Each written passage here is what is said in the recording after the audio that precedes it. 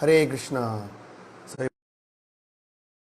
आज के इस कृष्ण कथामृत कार्यक्रम में 5 मिनट हम कीर्तन करेंगे। यशोमती नंदन ब्रजवर नागर गोकुल रंजन काना। यशोमती नंदन ब्रजवर नागर गोकुल रंजन काना। यशोमती नंदन ब्रजवर नागर गोकुल रंजन काना। यशोमती नंदन ब्रजवर नागर गोकुल रंजन काना। गोपी परण धन मदन मनोहर परण धन मदन कालिया दमन विधाना कालिया दमन विधाना। यशोमती नंदन ब्रजवर नागर गोकुल रंजन गाना। यशोमती नंदन ब्रजवर नागर गोकुल रंजन गाना। अमल हरि नाम अमिया विलासा हरि नाम अमिया विपिन पुरंदर नवीन गर्भर विपिन पुरंदर नवीन वंशी बदान सुभाषा वंशी बदान सुभाषा। यशोमती नंदन ब्रजवर नागर गोकुल रंजन काना। यशोमती नंदन ब्रजवर नागर गोकुल रंजन काना। ब्रज जन पालन सुर कुल नाशन पालन सुर कुल नाश। नंद गोधन रखवाला नंद गोधन रखवाला। गोविंद माधव नवनीत तस्करा माधव गोविंद माधव नवनीत तस्करा माधव नवनीत तस्करा। सुंदर नंद गोपाला सुंदर नंद गोपाला। यशोमती नंदन ब्रजवर नागर गोकुल रंजन काना।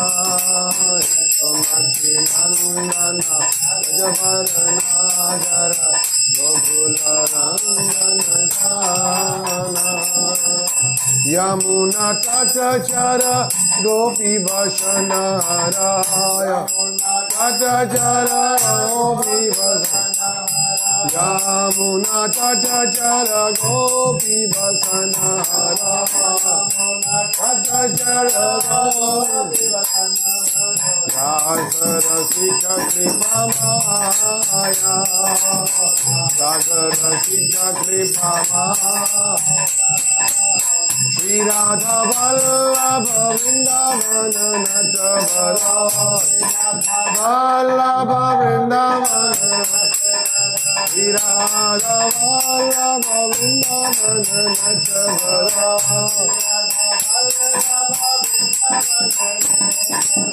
भक्ति विनोदाश्रया भक्ति विनोदाश्रया। यशोमती नंदन ब्रजवर नागर गोकुल रंजन काना। यशोमती नंदन ब्रजवर नागर गोकुल रंजन काना। गोपी परण जन मदन मनोहरा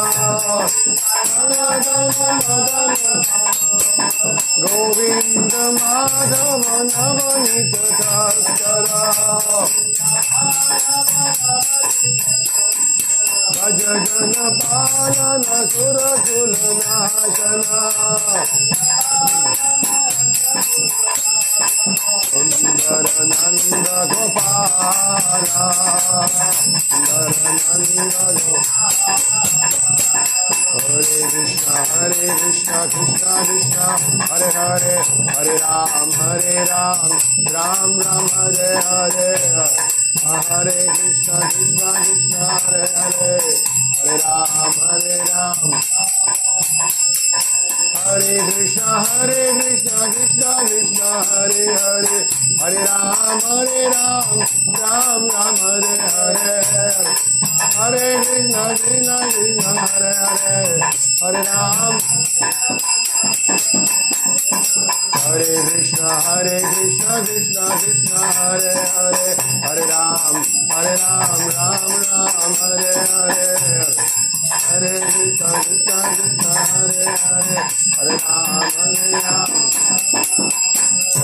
गोविंद जय जय गोपाल जय जय गोविंद जय जय गोपाल जय राधा रमण हरि गोविंद जय राधा रमण हरि गोविंद जय जय राधे जय कृष्ण जय वृंदावन राधे जय कृष्ण जय राधे जय कृष्ण जय वृंदावन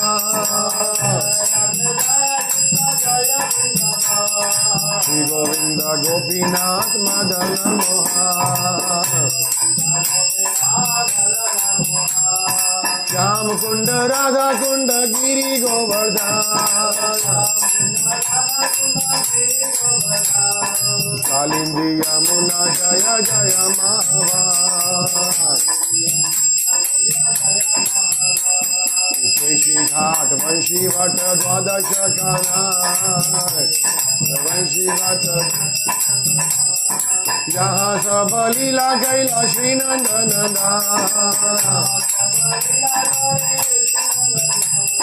श्री नंद यशोदा जय जय गोपगान यशोदा जय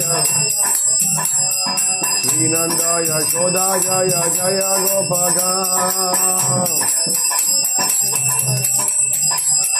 श्री दामादि जय जय धेनु बसगान जय जय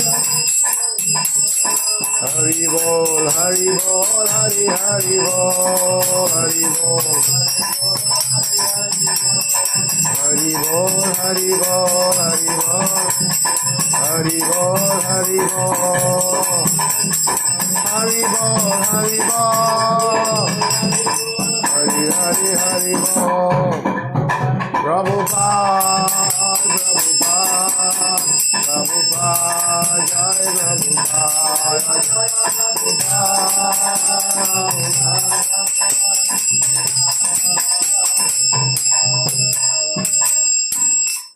श्री हरिनाम संकीर्तन की श्री श्री कृष्ण बलराम की श्रील प्रभुपाद की ग्रंथराज भागवतम की। ओम नमो भगवते वासुदेवाय ओम नमो भगवते वासुदेवाय ओम नमो भगवते वासुदेवाय। नारायणं नमस्कृत्यं नरं चैव नरोत्तमं देवीं सरस्वतीं व्यासं ततो जयमुदीरये। नष्टप्राय सुभद्रेषु नित्यं भागवत सेवया भगवती उत्तम श्लोके भक्तिर्भवति नैष्ठिकी। कृष्णाय वासुदेवाय देवकी नंदनाय च नंदगोपकुमाराय गोविंदाय नमो नमः। हे कृष्णा करुणा सिंधु दीनबंधु जगतपते गोपेश गोपिका कांत श्री राधकांत नमस्तुते। तप्त कांचन गौरांगी राधे वृंदावनेश्वरी वृषभानुसुते देवीं प्रणमामि हरिप्रिये। वाञ्छाकल्पतरुभ्यश्च कृपा सिन्धुभ्येव च पतितानां पावनेभ्यो वैष्णवेभ्यो नमो नमः। जय श्री कृष्ण चैतन्य प्रभु नित्यानंद श्री अद्वैत गदाधर श्रीवासदि गौरभक्तवृंदा। हरे कृष्णा कृष्ण कृष्ण हरे हरे, हरे राम राम राम हरे हरे। आराध्यो भगवान् ब्रजेश तनयास् तद्धाम वृंदावनम राम्य कश्चिदुपासना व्रजवधौ वर्गेण च कल्पिता। श्रीमद्भागवतं प्रमाणममलं परमं परमोऽर्थो महान् श्री चैतन्य महाप्रभु मतम् इदं तत्रादना पराम्। श्रील प्रभुपाद जी कृपा से हम श्रीमद् भागवतम में वर्णित परम भगवान श्री कृष्ण की वृंदावन की लीलाओं का श्रवण कर रहे हैं। और जैसा कि श्री चैतन्य महाप्रभु कहते हैं कि व्रज में जो भगवान की लीलाएं हैं, गोपियों के द्वारा जो पूजनीय आराध्य भगवान हैं नंदनंदन कृष्ण, उनकी लीलाओं का श्रवण करना, उनकी आराधना करना, उनका स्मरण करना हमें वास्तविक आनंद देने वाला है। यद कीर्तनम यद स्मरणम यदीक्षणम यद वंदनम यद स्मरणम यदर्णम लोकस्य सद्यो विदनोति कल्मषा तस्मै सुभद्रा प्रवशे समुन्नवास। वो कहते हैं कि मैं उन भगवान को प्रणाम करता हूँ जिनका यद कीर्तनम यद स्मरणम यदीक्षणम, जिनका कीर्तन करने से, स्मरण करने से, दर्शन करने से, वंदना करने से, श्रवण करने से, उनकी शिक्षाओं को ग्रहण करने से लोकस्य सद्यो विदनोति कल्मषा, इस संसार के सभी प्रकार के कष्ट और कल्मष दूर होते हैं। तस्मै सुभद्रा श्रवसै नमो नमः। मैं उन भगवान को प्रणाम करता हूँ। तो हम श्रीमद् भागवतम में से छठे अध्याय से पढ़ना शुरू किए थे, 10वें स्कंद के, और हमने पहले 5 अध्यायों में भगवान की कुछ बाल लीलाओं का श्रवण किया कि किस प्रकार भगवान ने जहाँ अपने बाल लीलाओं से नंद महाराज, यशोदा मैया और वृंदावन की जो और वृद्ध गोपियाँ थी, ग्वाल बाल थे, उनको आनंद देना शुरू किया।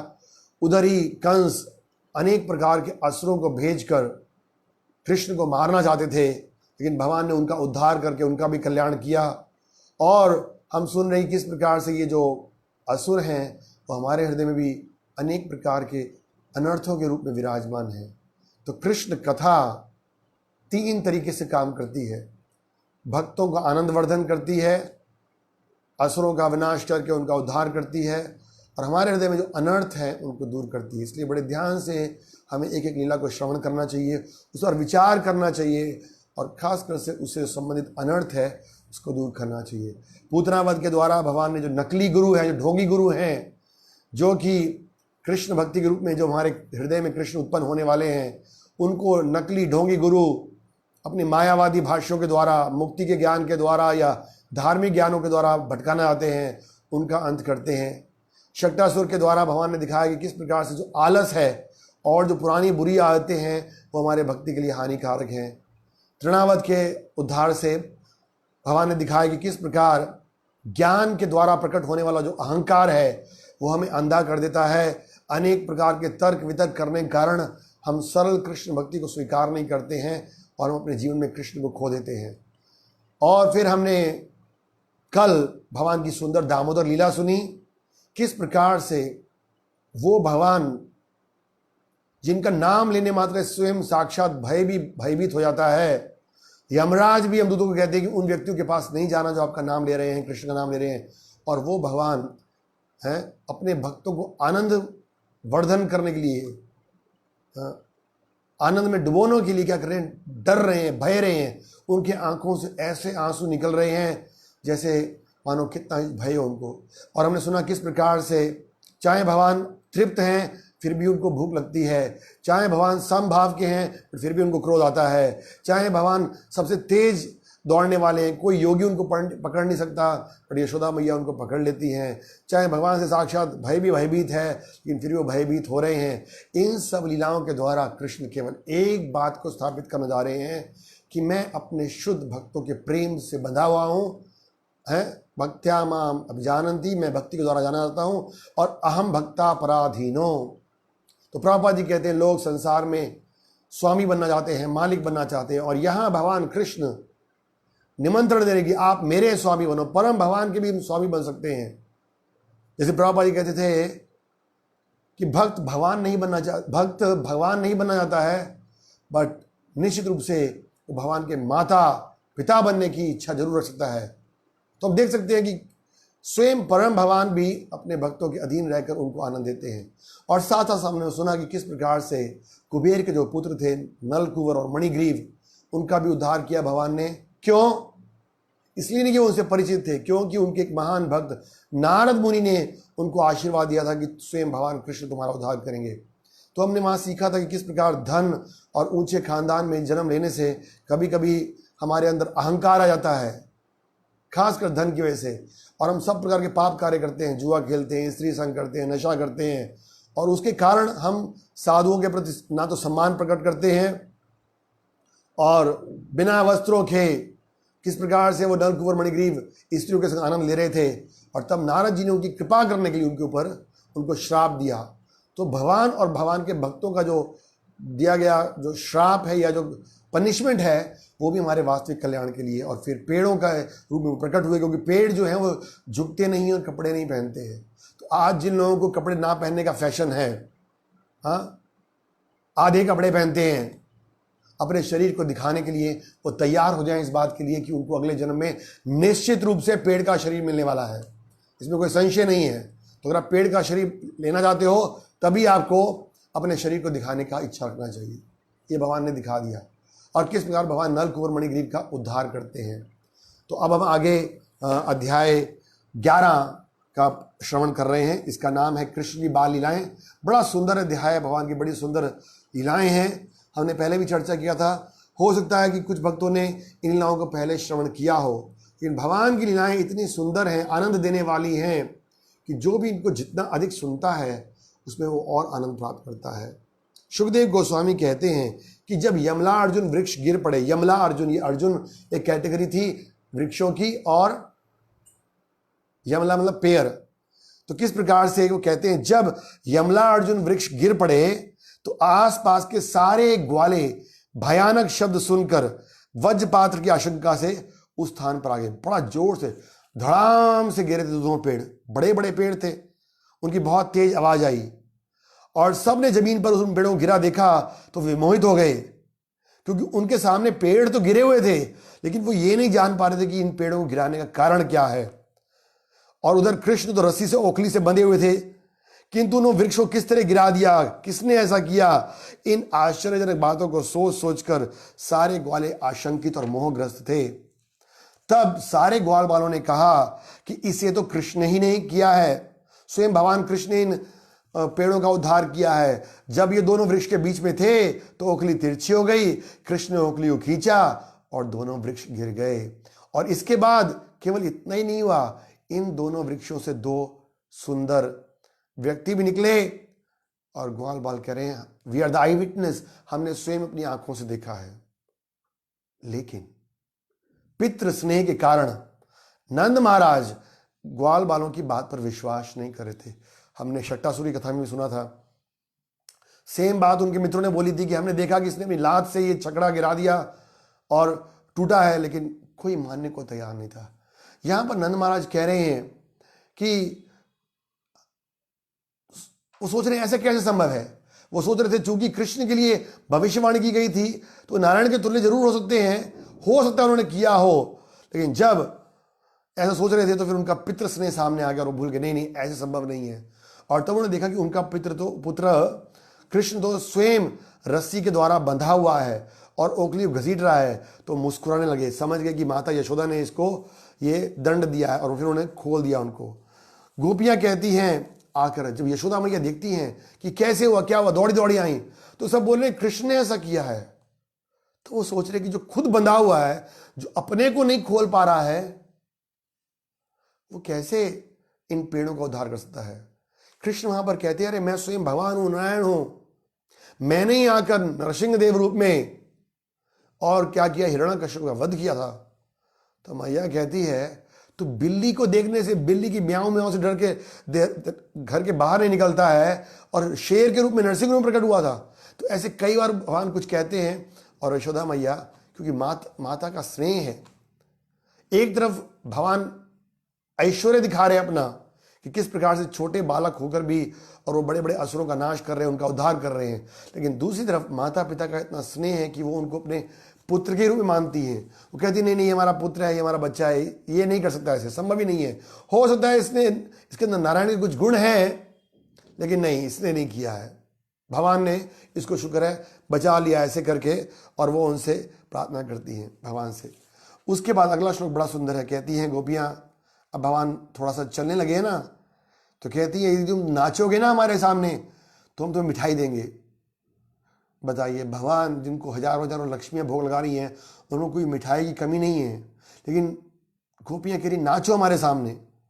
और जब भगवान नाचते तो कहते ऐसे नहीं ऐसे नाचो, ऐसे नहीं ऐसे नाचो, और ऐसे शब्द कहकर वो तालियां बजाती और कृष्ण को प्रेरित करती। और ऐसे अवसरों पर वो परम शक्तिशाली भगवान होते हुए भी मुस्कुरा देते और उनकी इच्छा अनुसार नाचते, मानो वे हाथ की कठपुतली हों। यहाँ शब्द आया है दारू यंत्रवत। दारू लकड़ी को बोलते हैं, यंत्र मतलब मशीन। तो हम जानते हैं कि भगवान के इशारे पर पूरी सृष्टि चल रही है। भगवद गीता में भगवान बता रहे हैं कि किस प्रकार से कठपुतली की तरह प्रत्येक जीव प्रकृति के तीनों गुणों के अधीन काम कर रहा है, जो कि मेरे हाथ में कठपुतली की तरह नाच रही है। भगवान के हाथ में प्रकृति के 3 गुण हैं और उन तीनों के गुणों के हाथ में मनुष्य शरीर है। तो कहाँ तो एक तरफ भगवान पूरे संसार को कठपुतली की तरह नचा रहे हैं, लेकिन इधर गोपियां भगवान को नचा रही हैं।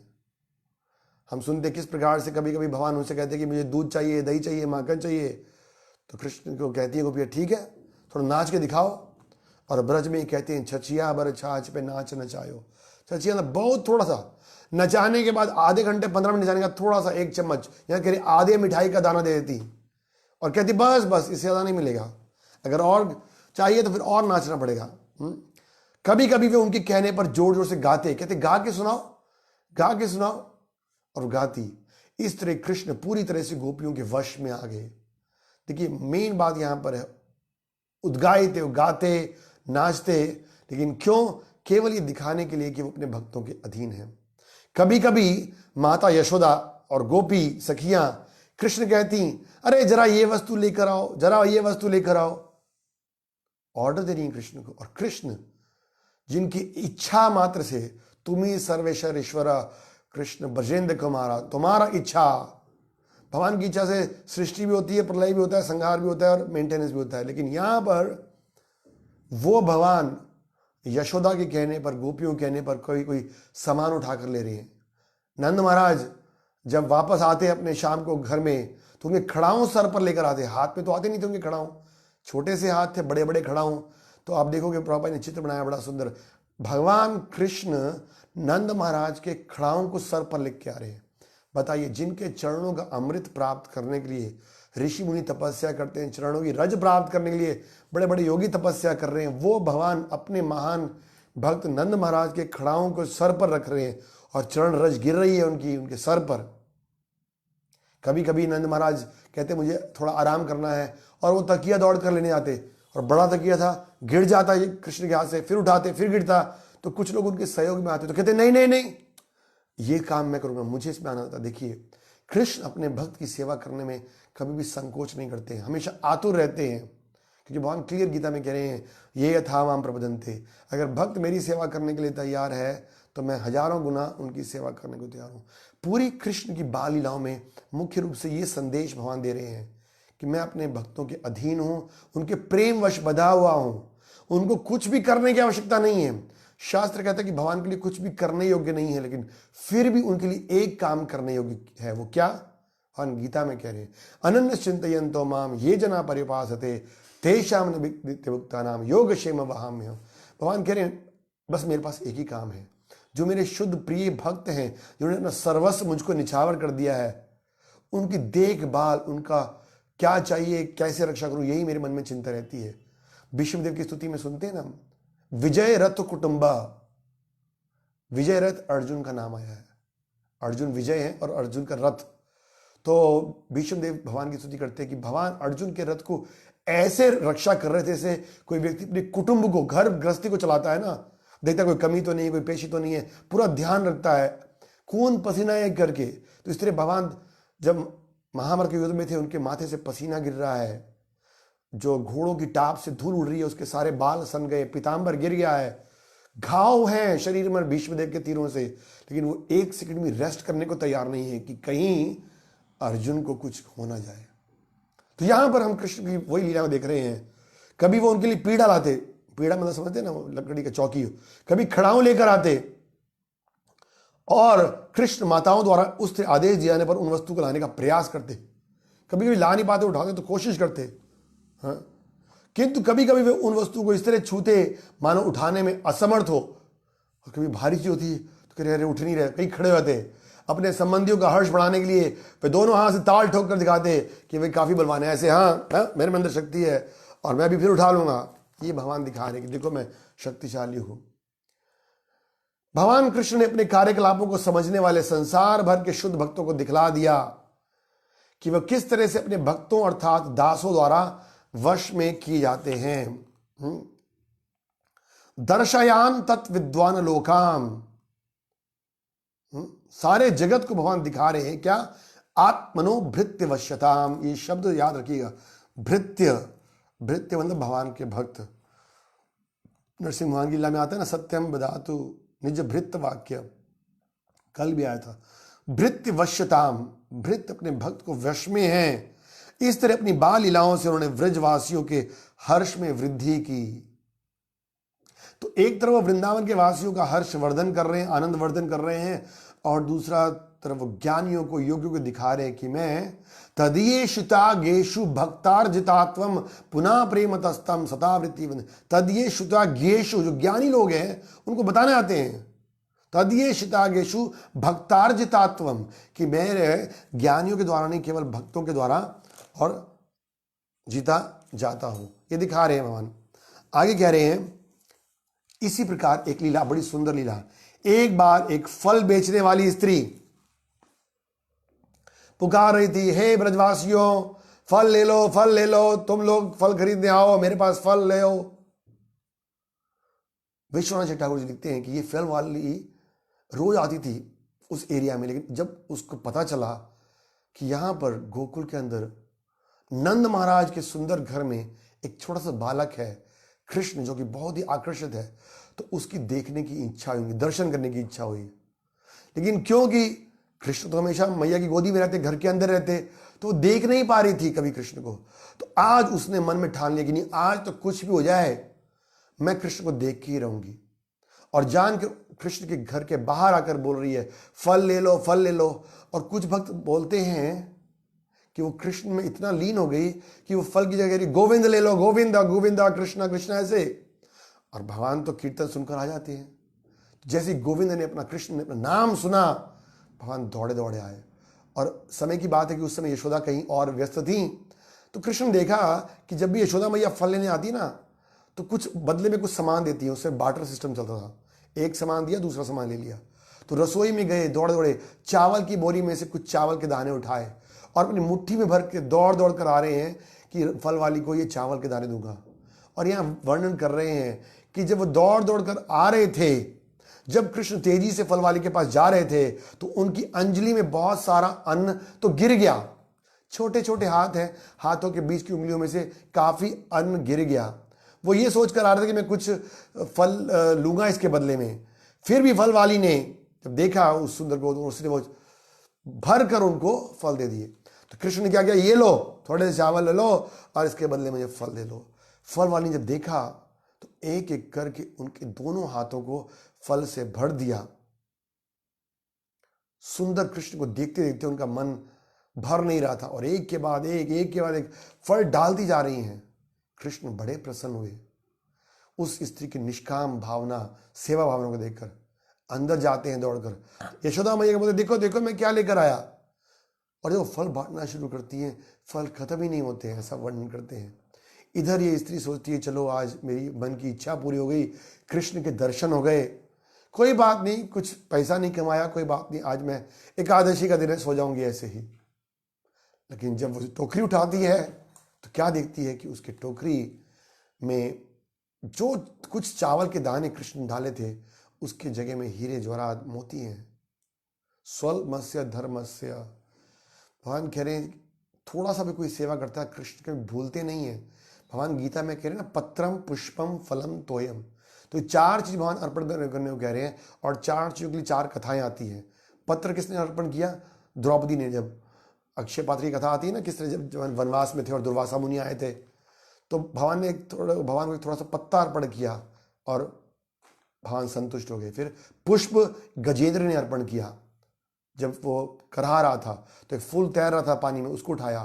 फलम इस फल वाली ने किया। और तोयम बलि महाराज की कथा में सुनते हैं, जब वो 3 पग भूमि में देने लगे तो उससे पहले उन्होंने पानी देकर संकल्प लिया। तो भगवान करके ये कोई मुझे प्रेम से अर्पण करता है तो मैं देता हूं। और ऐसा कुछ आचार लिखते कि जब उसने देखा तो उसको उतना आनंद नहीं आया उन हीरे जोरात को देखकर, क्योंकि वो तो कृष्ण प्रेम रूपी जो धन है उसको प्राप्त करना चाहती थी, बार बार कृष्ण का दर्शन कराती थी। तो प्रभुपाद लिखते हैं कि सम सिद्धि हरितोषणम, हम जो भी कार्य कर रहे हैं उसका उद्देश्य क्या होना चाहिए? कृष्ण को प्रसन्न करना चाहिए। और प्रभुपाद एक और बात लिखती है कि अगर कोई एक कदम भगवान की तरफ बढ़ाता है तो कृष्ण दौड़े दौड़े आए ना बाहर। एक बार उसने कृष्ण का नाम पकड़ा तो कृष्ण खुद दौड़े दौड़े आए उसके पास। तो ये भगवान की तीव्र इच्छा है। हम एक बार कदम बढ़ाकर तो देखें, भगवान हमें क्यों नहीं स्वीकार करेंगे। ये बड़ी सुंदर लीला है, हम संक्षेप में बताएं उसको, क्योंकि फल वाली की लीला बड़ी सुंदर लीला है। तो हम समझ सकते हैं कुछ भी दें भगवान बड़े प्रसन्न होते हैं। उसके बाद एक दिन जब ये यमला अर्जुन वृक्षों को उखाड़ देने की कथा हो गई, तो एक दिन रोहिणी मैया राम और कृष्ण, मतलब बलराम और कृष्ण को नदी किनारे बुलाने गई। वो खेल रहे थे बड़ी देर से और रोहिणी के बुलाने पर वापस नहीं आ रहे थे, तो उन्होंने क्या किया, माता यशोदा को भेजा कि यशोदा मैया का ज़्यादा स्नेह है। तो यशोदा मैया जाती हैं और बोलती हैं, अरे बहुत देर हो गई है, चलो कृष्ण बलराम अब तुम अपने अपने घर वापस आओ। अब माता यशोदा ने भोजन करने के लिए बुलाना शुरू किया। कृष्ण और बलराम के प्रति प्रेम के कारण उनके स्तनों से दूध बह रहा था। कहती है, कृष्ण कृष्ण अरविंदाक्ष, हे अरविंद मतलब कमल और अक्ष मतलब आंखें, हे कमल नयन कृष्ण, हे मेरे प्रिय पुत्र यहां आओ। कृष्ण को बुला रही है, मेरा दूध पियो। हे प्यारे, तुम भूख से इतनी देर से खेल रहे हो, थक गए होगे, अब बहुत हो गया।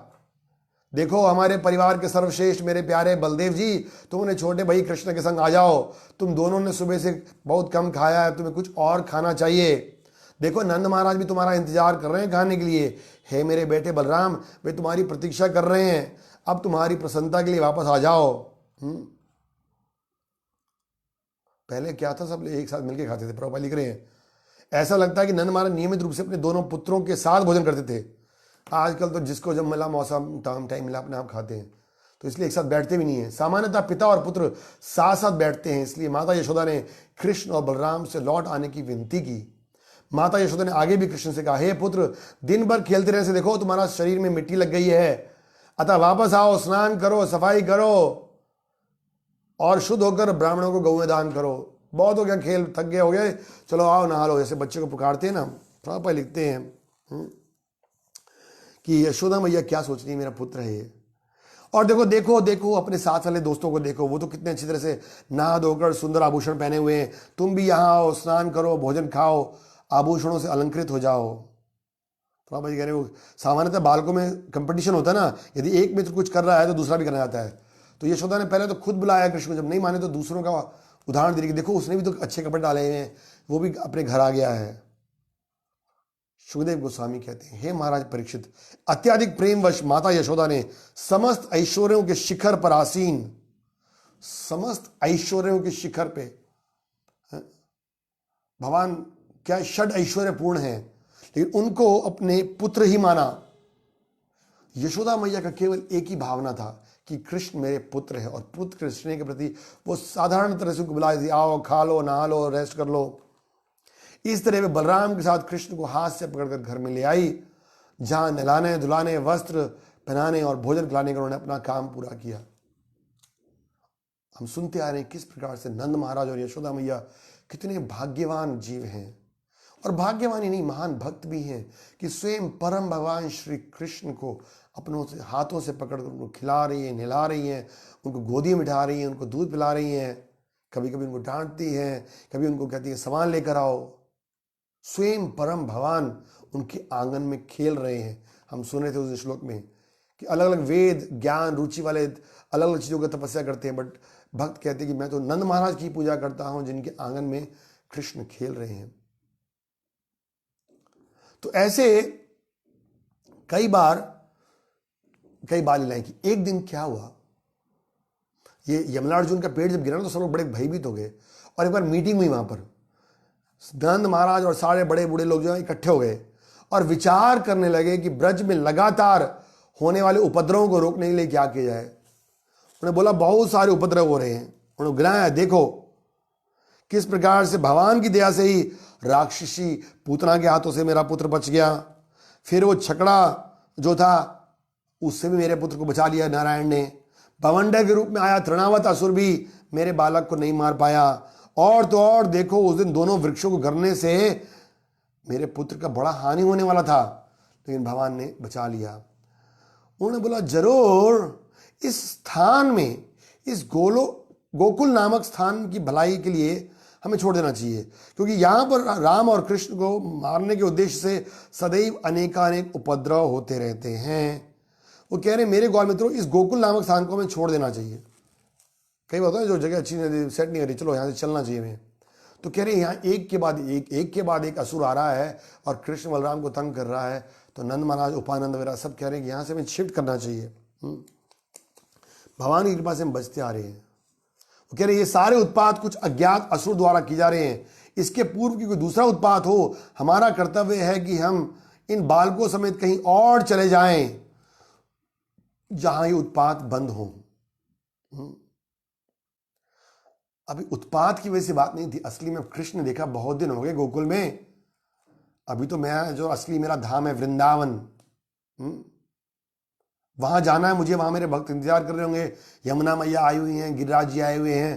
प्रभुपाद लिखते हैं कि भगवान की इच्छा हुई वृंदावन जाने की, तो भगवान ने नंद महाराज उपानंद के मन में ऐसी प्रेरणा दी। एक बात प्रभुपाद तात्पर्य में लिखते बड़ी इंपॉर्टेंट, कि देखो नंद महाराज यशोदा मैया सब भगवान के भक्त हैं, और तो और स्वयं कृष्ण वहां पर उपस्थित थे, लेकिन फिर भी कोई ना कोई असुर आकर डिस्टर्ब कर रहा था।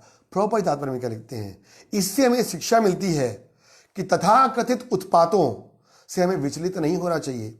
हमारे कृष्ण भावनात्मक आंदोलन के साथ अनेक उत्पात होते रहते हैं, किंतु हम अपने आगे बढ़ना नहीं छोड़ देना चाहिए। तो कह रहे जीवन में, अरे जब कृष्ण है तब भी कष्ट आ रहा है, भगवान राम थे तब भी सीता मैया को कष्ट आया, तो जब भगवान है हमारे जीवन में तो ये नहीं भगवान कह रहे कि कष्ट नहीं आएगा। अर्जुन को भगवान ये नहीं बोला कि ठीक है अब तुम जाओ घर जाके सो जाओ और युद्ध करने की जरूरत नहीं है। भगवान कह रहे मेरा स्मरण करो, और अर्जुन को कह रहे ताम तितिक्षु भार था, शीतोषण सुख दुख था आगम पाइन नित्य। भगवान गीता में कह रहे हैं सर्दी गर्मी सुख दुख लाभ हानि मान अपमान आएगा। डोंट थिंक, आप ये नहीं सोच के भक्त बन गए हैं अब तो हमें प्रॉब्लम आनी चाहिए, नहीं। राधा नाम देखेंगे जब भक्त बनेंगे तो ज्यादा कष्ट आएंगे, शारीरिक कष्ट ज्यादा आएंगे, मानसिक कष्ट ज्यादा आएंगे, लोग ज्यादा डिस्टर्ब करेंगे। लेकिन एक प्लस पॉइंट क्या है कि जो भक्त है वो कृष्ण पर आश्रित रहता है, और उसकी वजह से वो इन कष्टों से प्रभावित नहीं होता है, और दूसरा कष्टों के माध्यम से वो कृष्ण में अपनी शरणागति को और बढ़ाता है, और तब कृष्ण उन कष्टों से उनकी रक्षा भी करते। तो विचलित नहीं होना है। वनम वृंदावनम नामम, फिर कह रहे हैं कहां जाना है, कहते महावन और नंदेश्वर के बीच वृंदावन नामक एक स्थान है। वो स्थान अत्यंत उपयुक्त है क्योंकि वहां गौएं हैं, पशुओं के लिए घास है, पौधे हैं, वहां सुंदर बगीचे हैं, ऊंचे पर्वत गोवर्धन है। वे स्थान गोपो गोपियों और हमारे पशुओं के सुख के लिए सारी सुविधाओं से युक्त है। तो वृंदावन उस समय एक सारा था, ये नंदगांव गोवर्धन ये सब मिला के वृंदावन को था। अब तो डिवीजन कर दिया ना, तो कह रहे वो पूरा पूरा वृंदावन में आता है। अतएव आज ही हम तरुण चल देते हैं और अधिक प्रतीक्षा करने की आवश्यकता नहीं है। यदि आप सबको मेरा प्रस्ताव तैयार हो तो हम चलते हैं। और सब ने कहा हाँ हाँ, और फिर बहुत अच्छा करके सब लोग वृंदावन जाने के लिए तैयार हो गए। कौन सा ट्रेन बुकिंग किया? नहीं, उन्होंने अपनी बैलगाड़ियों में सारा सामान भरा और इस तरह से बिगुल बजाते हुए कीर्तन करते हुए ग्वाल बाल पुरोहितों सहित अपनी यात्रा में निकल गए। और गोपियों ने बड़े सुंदर सुंदर वस्त्र डाले हुए थे, और क्या कर रही थी वो? अत्यंत हर्षपूर्वक कृष्ण की लीलाओं का कीर्तन कर रही थी। केवल 2 घंटे माला जप करते टाइम कीर्तन नहीं करना है, ट्रेवलिंग कर रहे हैं तब भी, खासकर से ट्रेवलिंग एक ऐसा समय होता है जब आप ज़्यादा जप, श्रवण, कीर्तन, कथा कर सकते हो। 5 घंटे, 6 घंटे, 8 घंटे आप ट्रैवलिंग कर रहे हो तो सुन सकते हैं। तो यहाँ देखो कह रही है वो कीर्तन करने लगी। इस तरह माता यशोदा और रोहिणी देवी कृष्ण और बलराम की लीलाओं को बड़े हर्ष से सुन रही थी, जिससे वे क्षण भर के लिए भी उनमें उनसे वियुक्त ना हो, सेपरेट ना हो। बड़ा इंपॉर्टेंट पॉइंट कह रही है यहाँ पर। भगवान से लगातार जुड़े रहने के लिए भगवान की कथा कीर्तन सुनते रहना चाहिए। और एक बैलगाड़ी में वो दोनों बैठ गए उनके साथ। और फिर क्या, वृंदावनम संवृश्य सर्वकाला सुखावहम। इस तरह वृंदावन में प्रविष्ट हुए जहां सभी ऋतुओं में रहना सुहावना लगता था।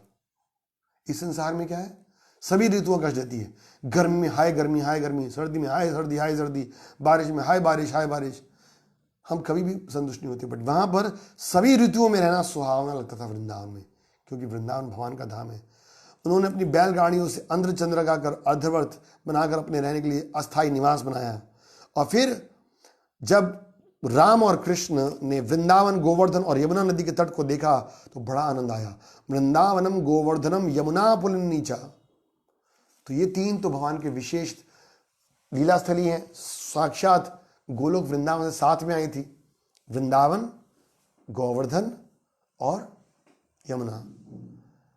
इस तरह कृष्ण और बलराम लीलाएं करने लगे, वहां पहुंच गए और वृंदावन एंटर करते हैं।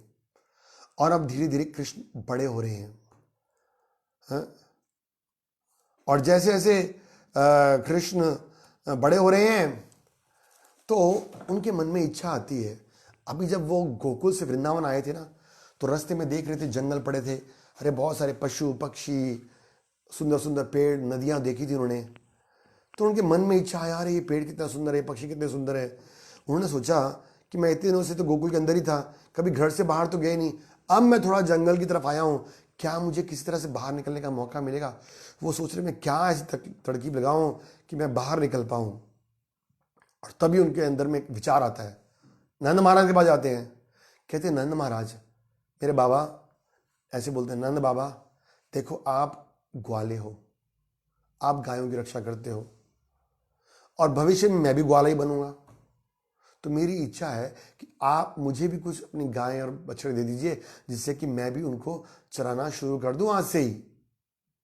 नंद महाराज बड़े आश्चर्यचकित होते हैं। अभी देखो इस संसार में माता पिता बोलते रहते हैं, काम करना शुरू कर दे, पढ़ाई करना शुरू कर दे, ये कर ले। लेकिन यहाँ पर कृष्ण अपने आप कह रहे कि नहीं तू मुझे काम दो। बड़े आश्चर्य हो गए नंद महाराज, अरे ये क्या बोल रहा है, अभी से बच्चा है। और जब नंद महाराज ने यशोदा मैया से बात की तो यशोदा मैया कहते नहीं बिल्कुल नहीं, अभी तो ये छोटा सा बच्चा है, अभी तो ये मेरा स्तन का दूध पान करता है, अब ये अकेला कैसे जंगल में जाएगा। अब जब कृष्ण ने सुना कि यशोदा मैया ना कर रही है तो कृष्ण थोड़ा सा चिंतित हो गए और ने बोला, मैया तुम हमेशा हर चीज में ना करती है, मैं तेरी बातें सुनने वाला, अब तो मैं जाऊंगा ही जंगल में, जरूर जाऊंगा। और तब नंद महाराज यशोदा मैया बात कर रहे हैं, क्या ये बच्चा मानता ही नहीं, सुन नहीं रहा है, टीठ बन गया है। तो कृष्ण सोच रहे हैं ये तो इनकी बात के ऊपर ही मेरा जाना डिपेंड करता है। और फिर बच्चे बड़े चालाक और कृष्ण तो सबसे चालाक, थोड़ा बोला किस तरह मैया को बनाते हैं। और फिर वो आता है, मैया मैया तू बहुत अच्छी है, देख मेरे बहुत सारे दोस्त जा रहे हैं वहाँ पे जंगल में खेलने के लिए, मैं अकेला थोड़ा जा रहा हूँ, बहुत सारे लोग जा रहे हैं, और तू चिंता ना कर, मैं ज़्यादा दूर नहीं जाऊँगा, मैया मुझे जाने देना, तू चिंता ना कर, मैं जाने दूँ।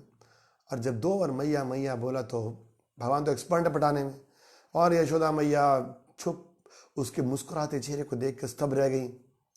और फिर कृष्ण खुश हो गए, हाँ कल से मैं जाऊँगा, कल से मैं जाऊँगा, कल से मैं जाऊँगा। और नंद महाराज और यशोदा मैया सोच रहे क्या करना है। अगले दिन नंद महाराज सोचते हैं कि ठीक है इसको भेजूंगा तो, लेकिन अभी गाय नहीं देके भेजूंगा, क्योंकि गाय तो बहुत दूर जंगल में जाती हैं, तो इसको बछड़े देके भेजता हूँ। बेचारी यशोदा मैया तो सारी रात सो नहीं पाए, चिंता में है। उनको यही चिंता है कि वो कन्हैया जो कि आज तक मेरी गोदी में बैठता था, गोदी में दूध पान करता, स्तन पान करता था, वो जंगल में कैसे जाएगा। वहाँ तो कड़क धूप है, कंकड़ हैं, पत्थर हैं, कांटे हैं, सब हैं। तो क्या करती है, वो कहती चलो ठीक है, हम जिद कर रहा है। तो घर के अंदर जाती है, जूते लेकर आती है, बड़े सुंदर जूते लेकर आती है, एक छतरी लेकर आती है। और जब कृष्ण निकलने को तैयार है अपने ग्वाल वालों के संग, तो कहती कृष्ण ये लो, ये जूते पहन लो, क्योंकि देखो वहां पर बहुत कंकड़ पत्थर होंगे ना। तो कृष्ण कहते मैया हम तो ग्वाल वाले हैं ना, हम तो गोपाल हैं, हमारी सेवा करना हमारा काम है, गायों की सेवा करना, तो इसका मतलब गैया हमारी मालिकिन हुई और हम उनके सेवक हुए ना। तो अगर आप मेरे को जूते दे रही हो तो मेरी जो स्वामिनी है उनकी गई जूते चप्पल कहाँ हैं? और कैलकुलेशन किया, 9 लाख गायें इंटू 4, 36 लाख। भैया 36 लाख जूते चाहिए। और भैया कहती है दुकान थोड़ा खोल रखी है मैंने वृंदावन में, कहती मेरे पास इतने जूते नहीं है। तो कृष्ण कहते नहीं, अगर आप मेरी गौओं को जूते नहीं दोगी तो मैं भी जूते नहीं पहनूंगा। और ये छतरी 4 लाख छतरी चाहिए कम से कम, 9 लाख चाहिए, सॉरी, क्योंकि 9 लाख है ना गायें। बोला इतनी छतरी कहाँ से लाऊंगी? तो बोला मुझे नहीं चाहिए। यशोदा बड़ी चिंता में होगी, अरे भैया गैयों के लिए नहीं, तुम तो जाओ डाल के, अरे तुम्हारे को ज्यादा काम कर लगेंगे। ये जो वार्तालाप हो रही है ना, इसको अंदर से गौशाला में से बछड़े और गायें सुन रही हैं। गायें सुन रही है किस प्रकार से कृष्ण गौओं से बछड़ों से इतना प्रेम करते हैं, हमारे लिए इतना चिंता कर रहे हैं। हमारा भी कर्तव्य बनता है कि हम भी उनकी कुछ सेवा करें। उन्होंने बोला कि जो हमारे खुर हैं, हमारे पैर हैं, वो तो बड़े पत्थर की तरह हैं, लेकिन कृष्ण के पैर तो बड़े कोमल हैं। तो कृष्ण जब जाएंगे तो उनके पैरों में तो कांटे लगेंगे। और वो इच्छा करते हैं कि नहीं, हमें कृष्ण की सेवा करनी है। और उनकी इच्छा करने की, उनकी सेवा करने की इच्छा इतनी तीव्र है कि उस रात को क्या होता है, ये रात की बात है, उस प्रीवियस नाइट को, तो रस्सियां खुल जाती हैं और सारी गौएं दौड़ जाती हैं जंगलों में, और जाके जिस रास्ते से कृष्ण ने जाना था बछड़ों को चढ़ाने के, उस रास्ते पर चढ़कर, और जितने पत्थर, बड़े बड़े पत्थर थे, रोड़ा थे, सबको अपने खुरों से कूट कूट के और बिल्कुल पतला मुलायम रेत की तरह मिट्टी बना देती हैं, ब्रज रज बनाती है। भाव क्या है कि कहीं कृष्ण को ये पत्थर, रोड़ी, कंकड़ लगे। जितने भी पेड़ की सूखी झाड़ियां थी और कंकड़ थे, सबको उधर उधर करके और सारे को बराबर कर देती है। ये है वृंदावन। कृष्ण गायों के बारे में सोच रहे हैं, ग्वाल बालों के बारे में सोच रहे हैं। ग्वाल बाल और गायें कृष्ण के बारे में सोच रही हैं। एक ही मंतव्य है, कैसे कृष्ण को प्रसन्न किया जाए। इस संसार में क्या है, यहाँ पर एक दूसरे की टांग खींचने में आदमी लगा रहता है, कैसे दूसरे को दुख दिया जाए। बट आध्यात्मिक जगत में भक्त भगवान की सेवा करने आते हैं, भगवान भक्त की सेवा करने आते हैं, और भक्त एक दूसरे मिलकर आदान प्रदान करते हैं।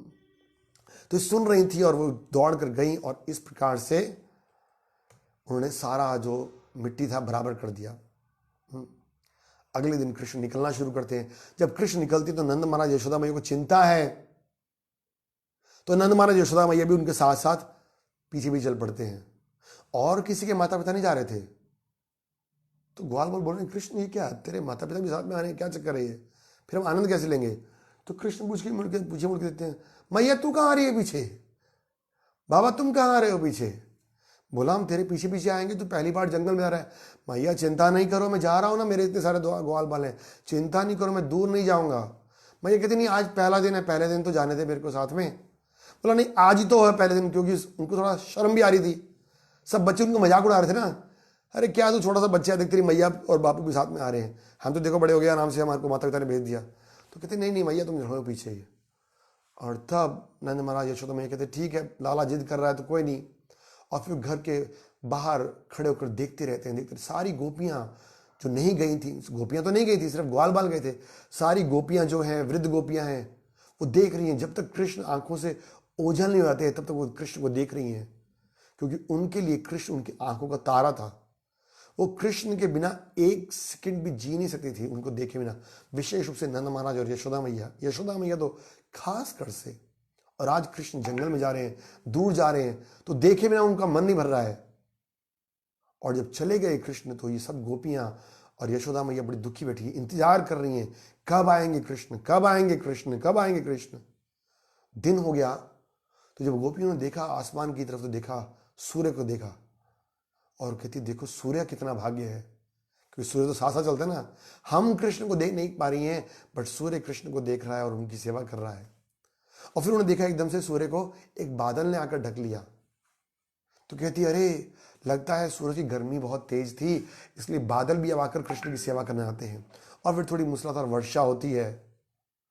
तो गोपियां कहती देखो सब लोग भगवान की सेवा कर रहे हैं, हम कृष्ण का दर्शन नहीं कर पा रहे। इस तरह से उनका विचार चल रहा है। ऐसे आचार्य लोग बताते हैं, हमेशा कृष्ण भावनावी थे। जब जब कृष्ण बलराम जाते थे गायों के संग जंगल में, तो गोपियों का हृदय उनके साथ चला जाता था। और शाम के समय जब उनके आने का समय होता तो देखती रहती, और जब वापस आते तो सबसे पहले क्या दिखता? सिर्फ धूल मिट्टी दिखती, आंधी दिखती, क्योंकि आगे आगे कौन आते? सबसे आगे तो चलती गायें और बछड़े, क्योंकि भगवान एक्सपर्ट केयर टेकर है, सबको आगे रखते हैं ना, खाते हैं ना, छोटी छोटी गैया, छोटे छोटे बाल, पीछे जा रहे हैं, पीछे जा रहे हैं भगवान, कि कोई भी गैया कोई बछड़ा पीछे कहीं रह ना जाए। तो जब आगे बछड़े चल रहे थे तो मिट्टी उड़ रही थी बहुत, ऐसे तो अगर आप बाहर खड़े होगे मिट्टी धूल उड़ रही है तो आपको बड़ा डिस्टर्बेंस होती है, लेकिन गोपियां देखती थी मिट्टी उड़ रही है, धूल ही, तो बड़ी प्रसन्न होती थी कि अब संकेत है इसका, अब कृष्ण आने वाले हैं। तो उनको मिट्टी की धूल भी बड़ी अच्छी लग रही है, वो कहती अब कृष्ण आने वाले हैं, और फिर वो कृष्ण को देखते रहते। और जब कृष्ण दिखते तो जब तक वो एंटर नहीं कर जाते यशोदा मैया के कमरे तक, तब तक गोपियां देखती रहती हैं।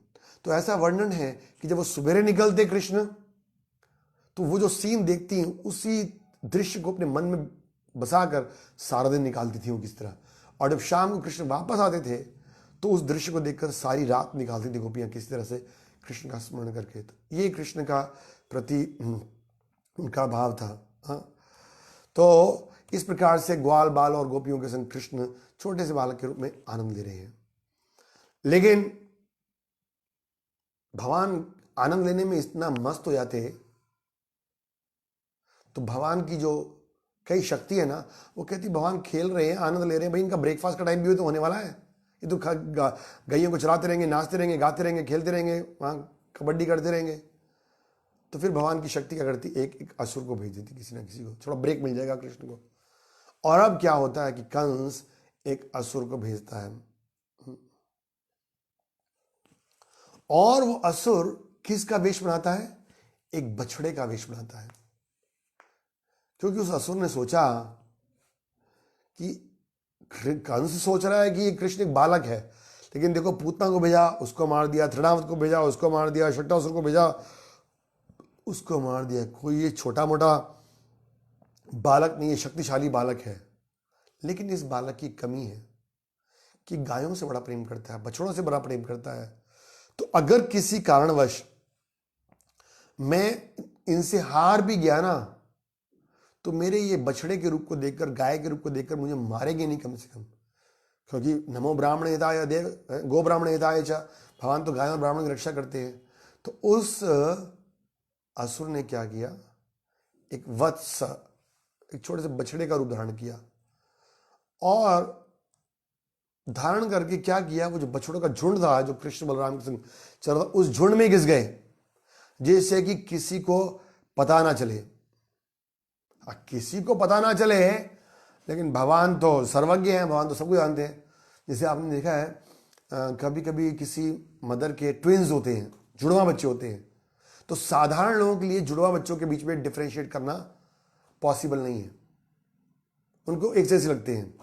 लेकिन जो उनकी माँ है, जो उनके पिता हैं, जो उनके हमेशा साथ रहते हैं, उनको उनकी हरकतों से, उनके बातचीत के, उनके रवैये से पता चल जाता है कि कौन कौन है। तो इसी प्रकार कृष्ण हर एक बछड़े, हर एक ग्वाल बाल के संग उनका एक इंडिविजुअल पर्सनल रिलेशन है, संबंध है। ऐसा नहीं भगवान होलसेल में सबको डील कर रहे हैं, individually Krishna is dealing with everybody. भगवान हर एक जीवात्मा के साथ उनका एक विशेष संबंध है। और खासकर से भगवान इन बछड़ों का इतना ध्यान रखते थे, उनको पता था कौन कैसे बिहेव करता है, कौन कैसी आवाज़ निकालता है। जब कभी कभी इधर उधर बिछड़ जाते तो उनको अपनी बांसुरी से बुलाते थे, हैं? तो सब जानते थे भगवान। तो जब भगवान ने देखा तो भगवान ने समझा ये कौन, ये बछड़ा तो कोई नया बछड़ा लग रहा है। भगवान गीता में कह रहा है कि छल करने वालों में सबसे बड़ा मैं छलिया हूं। वो वसासुर धोखा देने के लिए आया था, डिसीव करने के लिए आया था, but Krishna is the best deceiver. भगवान हर चीज में एक्सपर्ट है। तो वसासुर तो भगवान को चकमा देने के लिए आया था, लेकिन सारे असुर भगवान के द्वारा धोखा खा जाते हैं। कृष्ण ने नोटिस किया और बलराम जी को बुलाया, बलराम जी, दाऊ जी देखो ये हमारा बछड़ा तो लग नहीं रहा, ये कोई और है ना, जस्ट कंफर्म कर रहे हैं। देखिए यहाँ पर एक पॉइंट बात है, अनर्थों को दूर करने के लिए गुरु का आवश्यक रोल है जिनमें। कृष्ण स्वयं भगवान है, बलराम जी गुरु तत्व को रिप्रेजेंट कर रहे हैं। तो हमारे को जब लगता है कि भक्ति में क्या हेल्पफुल है, क्या हेल्पफुल नहीं है, क्या अनुकूल है, क्या प्रतिकूल नहीं है, एक बार जरूर गुरु से, गाइड से, सीनियर डिवोटी से कंसल्ट करना चाहिए। प्रभु ये ठीक है हमारे लिए भक्ति में कि नहीं, ये ठीक नहीं है, इससे हमारी भक्ति बढ़ेगी कम होगी। मस्ट, इसी को बोलते हैं भक्तों का संग करना। भक्तों का संग मतलब उनके संग बैठना नहीं है, जीवन की हर गतिविधि में उनसे सलाह करके आध्यात्मिक जीवन में प्रगति करना। कृष्ण कह रहे बलराम, दाऊ जी ये हमारा तो बछड़ा लग नहीं रहा। तो बलराम जी देखते हाँ ये तो हमारा बछड़ा नहीं है। तो कृष्ण बोलते क्या करना है फिर बलराम, आप करोगे मैं करूँ कुछ? बलराम जी पूछते क्या करना है? तो कृष्ण बोलते आई विल टेक केयर, मैं देखता हूँ, मैं करूँगा, चिंता नहीं करो। और फिर बलराम बड़े चुपके से पीछे जाते हैं, पता भी नहीं चलता उस बछड़े को, और उसकी टांग को पकड़ते हैं। यहां पर वर्णन, उसकी टांग को पकड़ते हैं और क्या करते हैं, घुमा देते हैं उसको। कृष्ण ने उस असुर की पिछली टांग और पूंछ पकड़ ली और वे उसको शरीर तक तब तक तेजी से घुमाते रहे, जब तक कि वो मर नहीं गया। वो सोच रहा था मैं तो चकमा दे दूंगा, मरूंगा नहीं, लेकिन भगवान जानते हैं कि इसको क्या करना है। और फिर उसको एक कैथे के पेड़ की चोटी पर फेंक दिया, उसमें फल लगे थे बड़े बड़े। देखिए भगवान ने एक तीर से दो काम किए, उस असुर को भी मारा और बच्चे कहते हैं वो फल खाने हैं, वो जो ऊंचे पेड़ में फल लगे ना, तो भगवान ने बोला चलो इसी के माध्यम से फल भी नीचे मंगा लेते हैं। वह वृक्ष उस असुर द्वारा धारण किए गए विशाल शरीर को लेकर भूमि पर गिर पड़ा है। और ये शैतब फल कहा जाता है, इसका गूदा बहुत स्वादिष्ट होता है और हर कोई इसको पसंद करता है। तो बालक चाहते थे कि कहते के फल नीचे आए, तो उन्होंने उसको भी मारा और फल को भी नीचे गिरा लाए। असुर के शरीर को देखकर सारे ग्वाल बाल बोले बहुत अच्छा, वेरी गुड, धन्यवाद। और तब क्या हुआ, देखिए अभी तक भगवान ने जितने असुर मारे थे ना, सब घर के अंदर मारे थे। तो असुर आता, भगवान मारते, थोड़ी देर कंफ्यूज रहते, यशोदा भैया नंद मारा तो फिर भूल जाते। लेकिन अब घर के बाहर पहला असुर मार रहे हैं, वृषासुर। देवी देवता भी इसका दर्शन कर रहे हैं और अब उससे रहा नहीं गया, अब तो बोला कि अब भगवान की पूजा करनी है। तो यहां लिख रहे हैं तब स्वर्ग लोक से सारे देवता प्रसन्न हो गए और उन्होंने भगवान पर फूल बरसाए। अरे घर के अंदर फूल बरसाते तो सोचते भाई फूल कहां से आ रहे हैं, कंफ्यूज हो जाते लोग फिर तो, और डाउटफुल हो जाते कि भाई ये पक्का कोई नारायण का चक्कर है। लेकिन भगवान चाहते नहीं थे अपनी रियल आइडेंटिटी को रिवील करना, बट यहां पर तो सिर्फ उनके ग्वाल बाल हैं। खासकर से जो यशोदा मैया, नंद महाराज और वृद्ध गोपियां हैं, जो वात्सल्य प्रेम है, उसमें तो कोई इंटरफियरेंस चाहते ही नहीं थे कृष्ण। असुर को मारने के बाद क्या हुआ, कृष्ण बलराम बड़े प्रसन्न हो गए और उन्होंने क्या किया, वत्सासुर को मार दिया। तो वत्स असुर, ये असुर एक बछड़े के रूप में आया था। गर्ग संहिता में बताया गया कि वत्सासुर कौन था।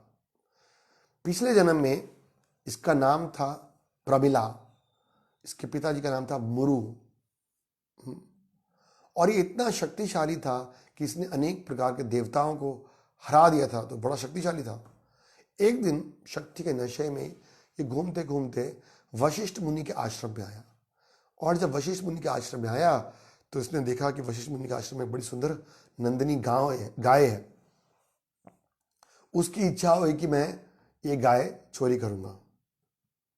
फिर उसने बोला चोरी क्या करना है, ब्राह्मण का रूप बना के मांग ही लेता हूं। वो था असुर, ब्राह्मण का रूप बनाकर आ गया वशिष्ठ के पास। तो जो गाय थी स्वयं वो भी पहचान गई कि ये कोई नकली ब्राह्मण, और स्वयं गाय ने बोला कि तुम ब्राह्मण के वेश में एक राक्षस हो, और तुम क्योंकि बछड़े को प्राप्त करना है तो गाय को प्राप्त करना है, तो तुम्हारी गाय जाति से इतना ही है, तो तुम्हें अगला जन्म गाय की योनि, मतलब तुम एक बछड़े ही बनोगे। और तब उसने फिर क्षमा याचना किया जब वशिष्ठ मुनि से, तो वशिष्ठ मुनि बोला कि ठीक है तुम बनोगे तो बछड़ा, लेकिन स्वयं भगवान तुम्हारा उद्धार करेंगे। तो ये वत्सासुर बनकर आए थे। अब मुख्य बात समझिए कि वत्सासुर कौन है, हमारे जीवन में कौन से अनर्थ को रिप्रेजेंट करते हैं। तो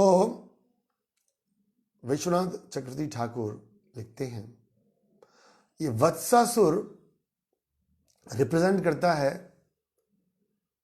चाइल्डिश मेंटालिटी, बचकानी मानसिकता को, जिसके कारण बचपन में या हमारी भक्ति की जो जब शुरुआत होती है तो उसमें हम बड़ी आसानी से बुरे संग के द्वारा प्रभावित हो जाते हैं। आप समझ रहे हैं ना?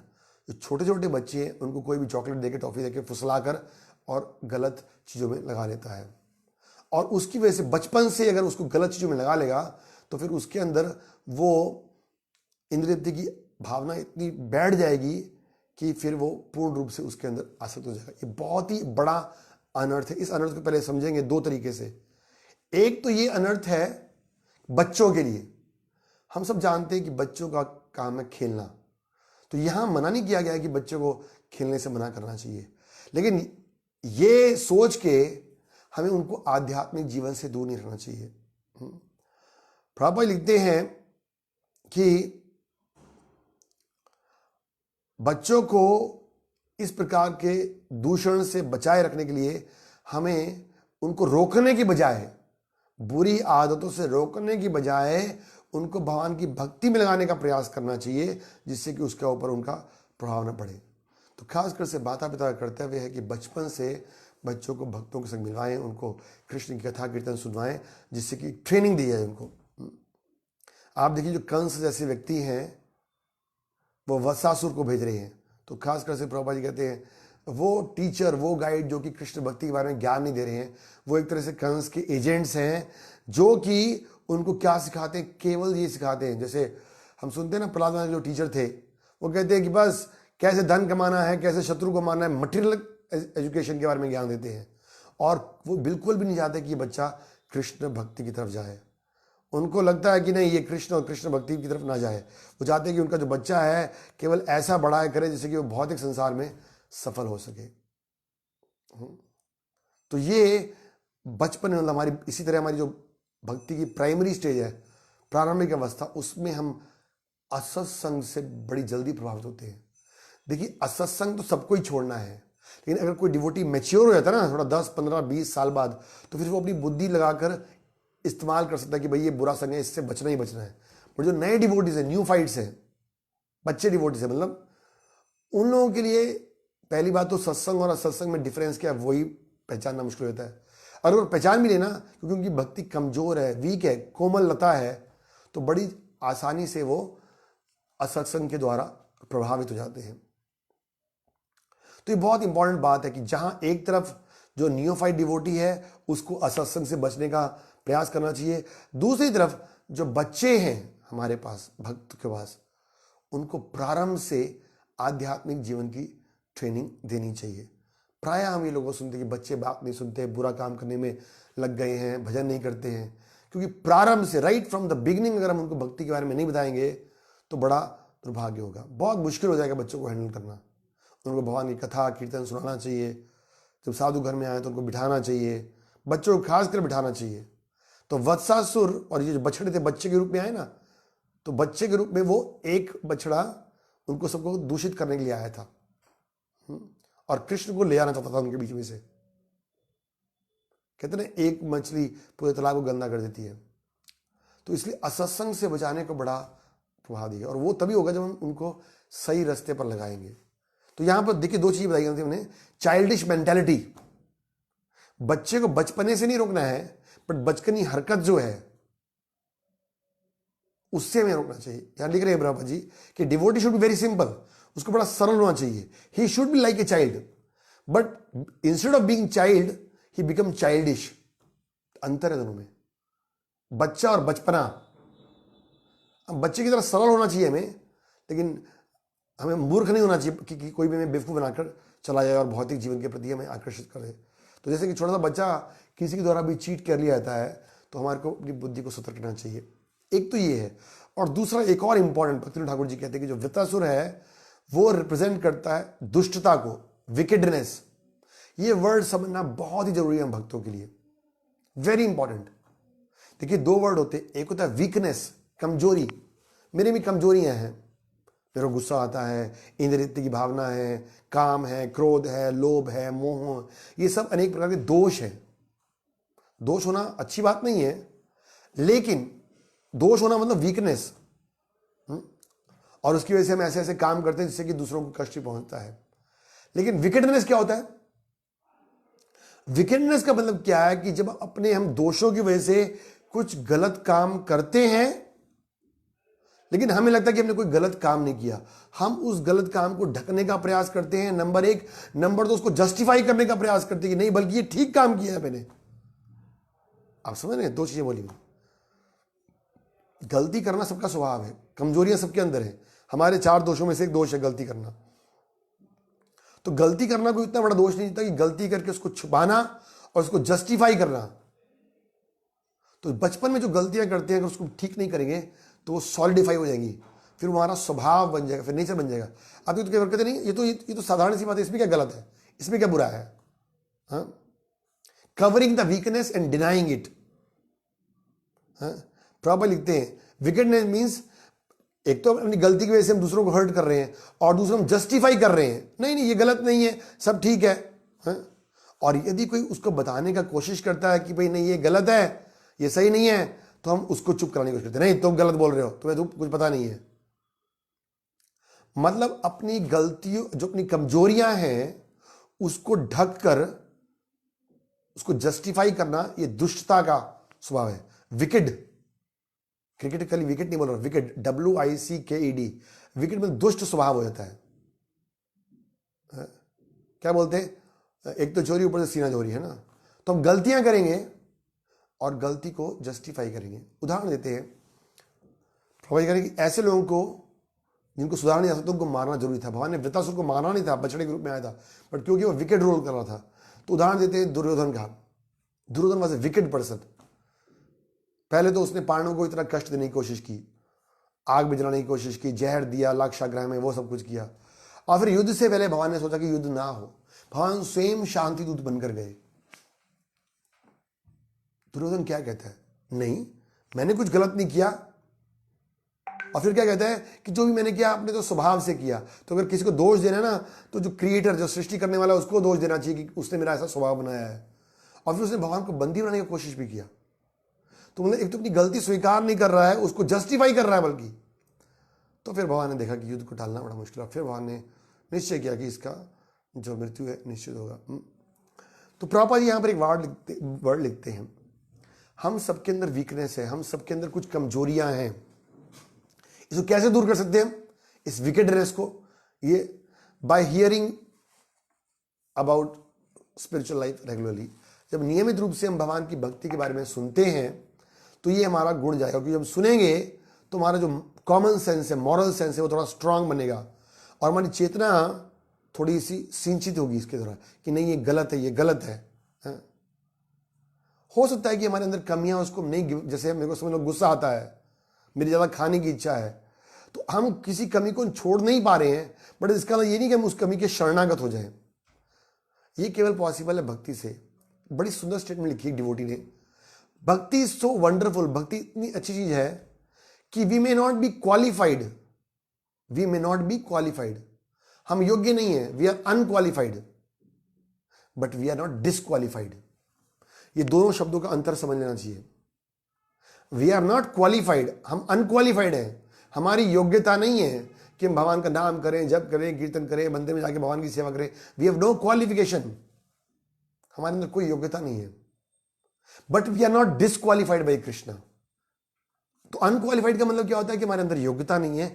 डिसक्वालिफाइड का मतलब कि हम वो कार्य कर ही नहीं सकते हैं, हमारे अंदर कार्य करने की योग्यता नहीं है, बट फिर भी भगवान कभी हमें रोकते नहीं है, मना नहीं करे कि तुम ये कार्य कर ही नहीं सकते हो। प्रभुपाद लिख रहे हैं, Krishna is so merciful, he never disqualifies us. मैं क्यों बात ही बोल रहा हूं, हमारे अंदर कुछ कमियां हैं, वीकनेसेस हैं, हमारी कुछ कमजोरियां हैं, ठीक है, उसकी वजह से हम अपने लिए भी हानिकारक काम करते हैं, दूसरे के लिए भी हानिकारक काम करते हैं। तो नंबर 1 हमें उसको स्वीकार करना चाहिए। नंबर 2 डेफिनेटली उसको जस्टिफाई करने का तो कोई मतलब ही नहीं बनता। और नंबर 3 यदि हम कृष्ण के सामने स्वीकार करेंगे और किसी भी स्टेज पर आकर हम भक्ति करना शुरू करेंगे ना, कृष्ण में स्वीकार करेंगे। We are never disqualified to do bhakti, we may be unqualified to do bhakti, but we are not disqualified to do bhakti. ये बात समझाने का, हम समझने का प्रयास कर रहे हैं। तो अगर हम कृष्ण की तरफ उन्मुख होते हैं, विमुख नहीं, अगर हम कृष्ण के शरणागत होते हैं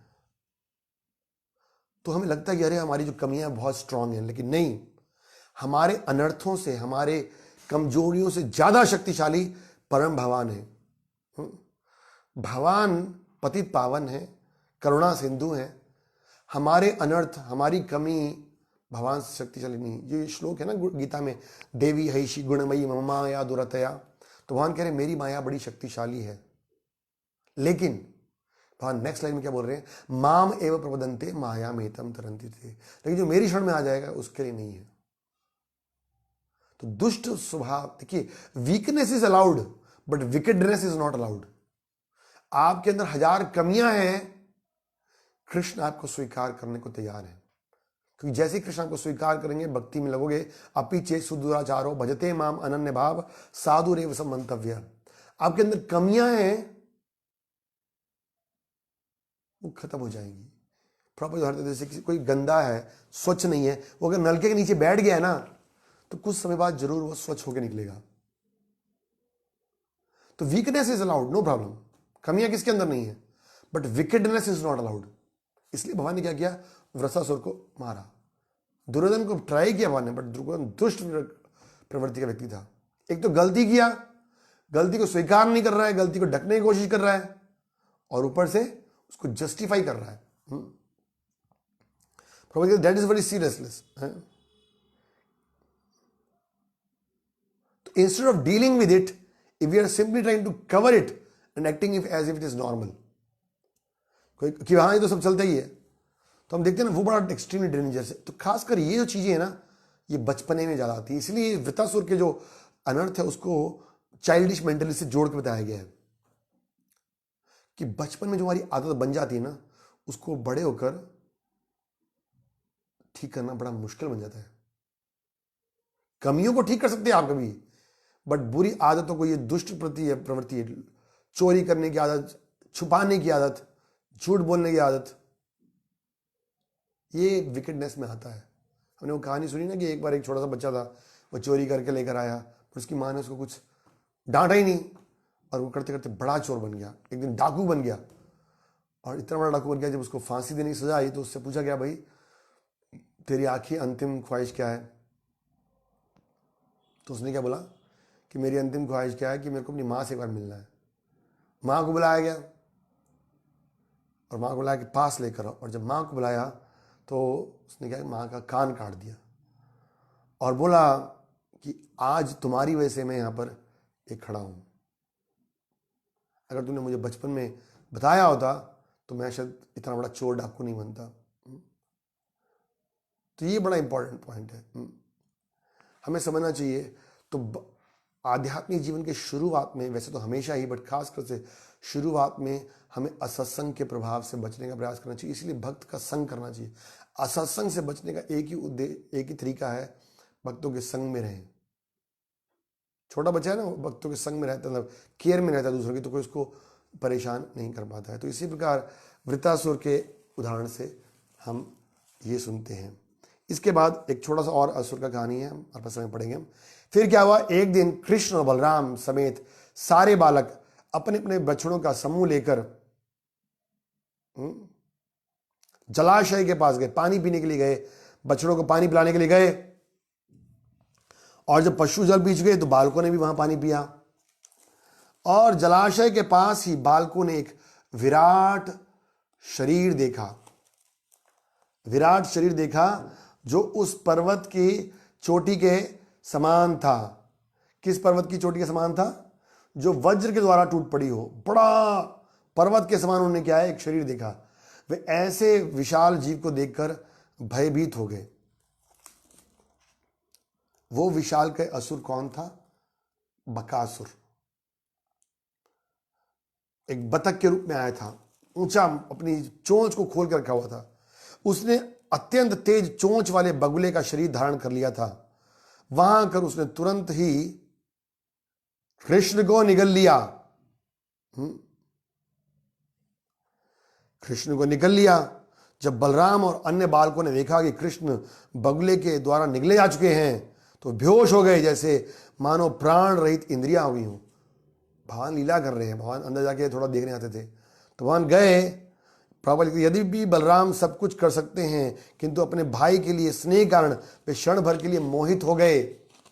ऐसी घटना रुक्मिणी हरण के समय भी हुई थी। रुक्मिणी हरण करने के बाद कृष्ण पर सारे राजाओं ने आक्रमण कर दिया तो रुक्मिणी क्षण भर के लिए मोहग्रस्त हो गई थी, जब तक कि भगवान ने उचित कदम नहीं उठाया। प्रभुपाद लिख रहे हैं। तो बलराम जी बड़े आश्चर्यचकित हो गए। कृष्ण जो ब्रह्मा जी के पिता हैं किंतु ग्वाले के पुत्र की भूमिका निभा रहे हैं, अग्नि के समान बनकर असुर के गले के निचले भाग को जलाने लगे। भगवान तो कुछ भी कर सकते हैं, तो उन्होंने क्या किया, असुर का जो गले का निचला भाग था उसको जलाना शुरू कर दिया, जिससे बकासुर ने तुरंत ही उनको उगल दिया। जब असुर ने देखा कि निकले जाने पर कृष्ण को कोई क्षति नहीं पहुंची है तो फिर उसने चोंच से कृष्ण को मारना शुरू कर दिया। प्रभुपाद लिखते हैं, यद्यपि कृष्ण कमल की भांति कोमल हैं किंतु बकासुर के गले में अग्नि से बढ़कर भी जलन उत्पन्न कर दी। तो हम सुनते हैं जैसे भगवान कोमल हैं लेकिन असुरों के लिए वज्र के समान है। जैसे आप आज सुबह में पढ़ रहे थे नरसिंह देव की लीलाओं में, अभी 3 दिन हम नरसिंह देव की लीलाएं पढ़ रहे हैं सवेरे, तो हम क्या पढ़ रहे थे, 2 शब्द आते हैं वही कर, तव कर कमल वरे, कर कमल, कर बोलते हैं हाथ को, कमल मतलब उनके कमल रूपी हाथ। लेकिन वही कमल रूपी हाथ जब उन्होंने प्रहलाद महाराज के ऊपर रखे तो बड़े सॉफ्ट प्रतीत हो रहे थे, उनका सारा भय दूर हो गया। लेकिन जैसे ही उन्होंने उस कर कमल को हिरण्यकशिपु की छाती पर रखा तो उसको फाड़ दिया सारा, उसको सारा भय हो गया। तो एक ही हाथ है लेकिन भक्तों के प्रति वो कोमलता प्रदान कर रहे हैं और असुरों के लिए वो वज्र के समान है। यही बात यहाँ कह रहे हैं कि वैसे तो कृष्ण क्या है, कमल की भांति कोमल है, लेकिन जब बकासुर के गले में गए तो अग्नि के द्वारा जलने लगे। यद्यपि कृष्ण का सारा शरीर मिश्री से भी मीठा है किंतु बकासुर को इतना कड़वा लगा कि उन्होंने शीघ्र ही कृष्ण को उगल दिया। भगवद्गीता में भगवान कह रहे हैं, ये था मां प्रपद्यन्ते, तो जिस भावना से मेरी शरण में आता है मैं उसको रखता हूं। जब कृष्ण को शत्रु मान लिया जाता है तो अभक्त के लिए असहाय बन जाते हैं और वो भीतर बाहर सहन नहीं कर पाते। यहाँ पर बकासुर इसका साक्षात उदाहरण है। जब वैष्णवों के नायक, भगवान का नाम देखिए कितना सुंदर है, हाँ क्या कह रहे हैं, वैष्णवों के नायक हैं भगवान, सदामपति। कृष्ण ने देखा कि कंस का मित्र बकासुर और पूतना का भाई था, इसलिए अहो बकियम आता ना, बकियम मतलब बकासुर की बहन पूतना। तो कंस का मित्र बकासुर उन पर आक्रमण करने का प्रयास कर रहा है। जब कृष्ण ने देखा कि वो चोंच मार रहा है तो उन्होंने अपने हाथों से उसकी चोंच के दोनों भागों को पकड़ लिया और सारे ग्वाल बालों की उपस्थिति में उसे चीर डाला, जिस प्रकार की घास के ठंडल को बच्चे चीर डालते हैं। कृष्ण द्वारा इस प्रकार असुर के मारे जाने से स्वर्ग के निवासी बड़े प्रसन्न हो गए, ने पूरा चीड़ फाड़ कर दिया। जैसे आज हम चर्चा कर रहे थे ना, ओपन हार्ट सर्जरी किया भगवान ने बिना एनेस्थीसिया दिए। एक बात याद रखिए, भगवान अपनी वृंदावन की लीलाओं में कोई हथियार इस्तेमाल नहीं कर रहे हैं। अभी किसको मारा, वत्सासुर को, हाथों से सिर्फ पीछे उठाया, घुमाया थोड़ा सा और उछाल दिया। इधर क्या किया, हाथों से सिर्फ खोला उनकी चोंच को, चीड़ फाड़ कर दिया। उस समय फिर स्वर्ग लोक के वासियों ने बकासुर के शत्रु कृष्ण पर नंद नंदन में उगी मल्लिका के फूलों की वर्षा की। उन्होंने शंख बजाकर, दुदुम्बी बजाकर स्तुतियां की और सारे ग्वाल बाल आश्चर्यचकित हो गए। जिस प्रकार चेतना और प्राण वापस आने पर इंद्रियां शांत हो जाती हैं, उसी प्रकार जब कृष्ण इस संकट से उबर आए तो बलराम समेत सारे बच्चों ने सोचा मानो उनका जीवन आ गया है। कृष्ण प्राण धन है उनके, राधा कृष्ण प्राण मोरा जीव जुगल किशोर, जीवने मरणे आर किछु नाही मोर, भजन गाते हैं। तो बलराम जी के ग्वाल बालों के जीवन कौन थे, कृष्ण थे। तो यहां पर बात समझने वाली है, कृष्ण कभी कभी ऐसी लीला करते हैं, बकासुर के गले के अंदर चले गए और सब मूर्छित हो गए। क्योंकि हमने चर्चा की जब कृष्ण सामने होते हैं तो उनका प्रेम जो होता है उससे कहीं अधिक ज्यादा प्रेम बढ़ जाता है जब कृष्ण सामने नहीं होते। तो बलराम जी और ग्वाल बालों ने सोचा कहाँ गए कृष्ण, और बिल्कुल कृष्ण कॉन्शियस हो गए, पूर्ण रूप से कृष्ण मग्न होकर वो चिंतित हो गए, बेहोश हो गए। उस चिंता के द्वारा वो कृष्ण का और अधिक स्मरण कर रहे थे और उसके बदले में कृष्ण उनको और अधिक आनंद दे रहे थे। और फिर कुछ देर बाद भगवान ने सोचा बहुत हो गया, ज़्यादा चिंता में डालना है, तो फिर भगवान आते हैं बाहर और उनको लगा उनका जीवन आ गया वापस, तप्त जीवनम, है ना। उन्होंने कृष्ण को पूरी चेतना के साथ आलिंगन किया और अपने बछड़े को समेट कर फिर वो वापस व्रजभूमि लौट आए। जब वापस आए और ग्वालों और गोपियों ने जब सुना कि बकासुर के मारे जाने की कथा सुनी तो उन्होंने कृष्ण का स्वागत किया कि कृष्ण और अन्य बालक मृत्यु के मुख से वापस आ गए हैं। अतः वे कृष्ण और उन बालकों को मौन नेत्रों से देखते रहे। अब जबकि बालक सुरक्षित हैं, उनकी आंखें उनसे हटना नहीं चाह रही थी। हमेशा वो चिंतित रहते रहे कृष्ण के संग क्या हो रहा है। नंद महाराज और अन्य ग्वाल बाल विचार करने लगे, ये बड़े आश्चर्य की बात है कि यद्यपि इस बालक कृष्ण ने अनेक बार मृत्यु के कारणों का सामना किया है, किंतु भगवान की कृपा से ये भय के इन कारणों का ही विनाश हो गया और उनका बाल मां का नहीं हुआ। वो हमेशा यही सोचते रहते थे कि भगवान की कृपा से बचाए, नारायण की कृपा से बचाए। प्रॉपर लिख रहे हैं, ग्वालों ने सहज बात सोचा क्योंकि कृष्ण हमारे निर्दोष हैं, इसलिए भगवान उनकी रक्षा कर रहे हैं। अरे स्वयं भगवान है, वो नहीं जान पा रहे थे। ना ही कृष्ण चाहते थे कि उनको ये बात समझ में आए, क्योंकि फिर वात्सल्य प्रेम में बाधा पड़ेगी। यद्यपि मृत्यु के कारण रूप दैत्यगण अत्यंत भयावने थे, किंतु वे इस बालक कृष्ण को मार नहीं पाए। सब बातचीत कर रहे हैं। चूंकि वे निर्दोष बालकों को मारने आए थे, इसलिए जो ही वे निकट पहुंचे तो ही वे उसी तरह मर गए जिस तरह अग्नि पर आक्रमण करने वाले पतंगे मर जाते हैं। तो यहाँ पर एक बात हमने सुनी थी उस दिन भी इम्पोर्टेंट, यदि कोई व्यक्ति निर्दोष व्यक्ति है तो भगवान विशेष रूप से उसकी रक्षा करते हैं। और फिर क्या कहते हैं, वो कहते हैं कि ज्ञानी लोगों के शब्द कभी झूठे नहीं निकलते। ये बड़े आश्चर्य की बात है। गर्ग मुनि ने जो कहा था ना, वो हम अनुभव कर रहे हैं। गर्ग मुनि ने क्या बोला था कि ये नारायण के अंश वाला व्यक्ति है और आपको बड़ी बड़ी मुश्किलों से बचाएगा। तो वो कह रहे बड़े ज्ञानी व्यक्ति हैं। इस तरह नंद समेत सारे ग्वाल बालों को कृष्ण और बलराम की लीलाओं संबंधित कथाओं से बड़ा ही दिव्य आनंद आया और उनके भौतिक कष्टों का पता ही नहीं चला। और कृष्ण बलराम ने व्रजभूमि में बच्चों को खेलने में आंख बिचौनी खेलते, समुद्र में पुल बनाते, बंदरों को इधर उधर कूदते फांदते, ऐसे बाल व्यवस्था में उनको आनंद देते, भगवान लीलाएं कर रहे थे। ये बकासुर कौन था? मिलते जुलते हैं इसलिए मैंने साथ में कवर किया। वत्सासुर कौन था? विकेडनेस, दुष्टता, अपनी कमजोरियों को छुपाना, उसको जस्टिफाई करना, कोई पश्चाताप नहीं करना और उसी को ठीक साबित करना, ये दुष्टता है। और खासकर जब हमारी भक्ति ग्रोइंग स्टेज पर होती है तो हम असत्संग के कारण बड़ी जल्दी प्रभावित हो जाते हैं और हमारी भक्ति नष्ट हो जाती है। ये दो चीजें वत्सासुर ने रिप्रेजेंट की थी। सबका याद रखना है आपको। पूतना नकली गुरु, शक्टासुर आलस और पुरानी आदतें, तृणावत ज्ञान से उत्पन्न अहंकार, और नलकुंवर मणिग्रीव धन से उत्पन्न अहंकार। फिर वत्सासुर हमने सुना, वत्सासुर जो है वो जो चाइल्डिश मेंटेलिटी है, बचपन में जो हम असत्संग के द्वारा प्रभावित होते हैं वो, और साथ में विकेडनेस, अपनी दुष्ट प्रवृत्ति को छुपाना, जस्टिफाई करना। बकासुर किसको प्रेजेंट करता है? कनिंग, डुप्लिसिटी, चलाक।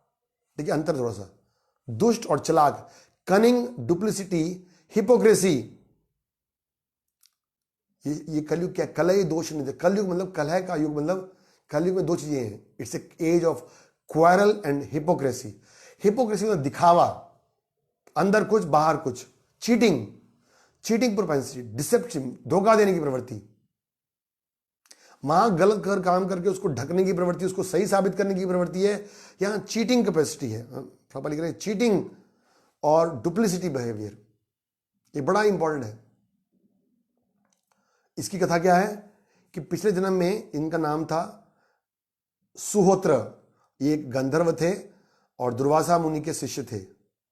इनके दो भाई और थे, है ना, आएंगे आगे, प्रलंबासुर और केशी। ये तीनों एक बार पुष्कर तीर्थ पर तपस्या कर रहे थे और वहां से इन लोगों ने क्या किया, कुछ एक सरोवर था जिसका नाम था चित्र सरोवर, जिसमें कि भगवान शिव सुंदर सुंदर फूल भगवान कृष्ण को अर्पण करने के लिए आते थे। लेकिन एक बार क्या किया, इन तीनों ने वहां से चोरी कर लिया फूल। तो शिव जी के जो सेनापति थे उनको पकड़ के ले आए शिव जी के पास और उन्होंने बोला कि देखो, मैंने पार्वती जी को वचन दिया है कि जो भी इस लेख, इस जो तालाब है, इसके फूलों को उठाएगा ना, क्योंकि उन्होंने तपस्या की कि 100 दिन तक 1000 फूल रोज कृष्ण को अर्पण करेंगे और इसमें पूरे 1 लाख गिनती के कमल हैं। 100 इंटू 1000 कितना हुआ? 1 लाख हुआ ना। तो कह रही है 100 दिन तक हर रोज 1000 कमल के फूल मेरी पत्नी शिव जी ने भगवान कृष्ण को अर्पण करने। अगर तुमने एक भी फूल लिया तो क्या है, तुम्हें कष्ट, और तुमने चोरी करने की कोशिश की है, इसलिए अब क्या है, तुम्हें असुर बनना पड़ेगा और फिर भगवान आकर क्या है, तुम्हारे को उद्धार करेंगे। तो हम देखेंगे यहां पर कि ये जो असुर हैं ये किसको रिप्रेजेंट करती है, चीटिंग प्रोपेंसिटी। हम सबके अंदर क्या है, चीटिंग प्रोपेंसिटी है। हम सबके अंदर धोखा देने की प्रवृत्ति है। तो चीटिंग प्रोपेंसिटी है, डुप्लीकेट नेचर है, अंदर कुछ बाहर कुछ। तो इसलिए शास्त्र कहता है कि हमें बड़ा सावधान रहना चाहिए इस मेंटेलिटी से। चीटिंग प्रोपेंसिटी जो है वो भगवान को कभी भी पसंद नहीं है, कभी भी पसंद नहीं है।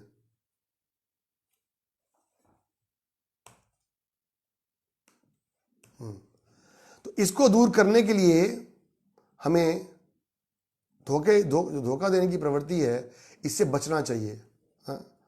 तो इस कष्ट से, इस बीमारी से बचने के लिए हमें क्या करना चाहिए, साधुओं का संग करना चाहिए।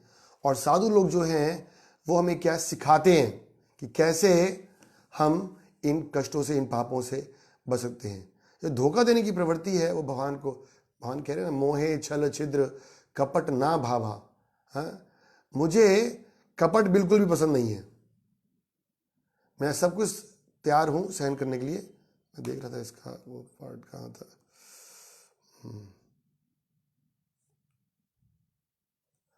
तो भगवान को छल और कपट बिल्कुल पसंद नहीं। तो कपटी व्यक्ति जो है वो कभी भी पसंद नहीं। तो ये हमारे अंदर है। हम किसको चीट कर सकते हैं, अपने आप को या दूसरे लोगों को, बट भगवान को चीट नहीं कर सकता। और शास्त्र कहता है कि बेसिकली हम अपने आप को चीट कर रहे हैं। तो ये चीटिंग प्रोपेंसिटी है, इसको दूर करना चाहिए बकासुर के रूप में। ये जैसे वो चोंच मार के कृष्ण को कष्ट देने का प्रयास करते हैं ना, इसी प्रकार जो टेंडेंसी है हमारी भक्ति को हमेशा कष्ट देती रहती है।